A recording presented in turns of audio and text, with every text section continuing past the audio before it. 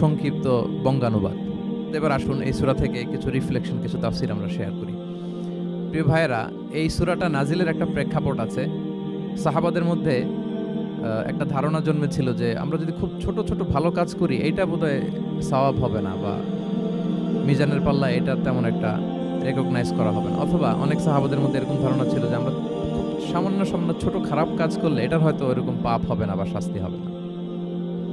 তো ওনাদের মনে যখন এরকম একটা ধারণা তৈরি হলো, তখন আল্লাহ তাআলা এই সূরাটা নাজিল করেছেন। বিশেষ করে এই সূরার শেষের 2 আয়াত, যেখানে আল্লাহ তাআলা বলছেন ফামান ইয়া'মাল মিসকালা যাররাতিন খাইরান ইয়ারা, যে না, তোমরা ছোট্ট ভালো করলে সেটাও দেখতে পাবে সেদিন তোমাদের আমলনামাতে। ওয়া মান ইয়া'মাল মিসকালা যাররাতিন শাররান ইয়ারা, এবং ছোট্ট খারাপ কাজ করলে সেটাও তোমরা তোমাদের আমলনামায় দেখতে পাবে।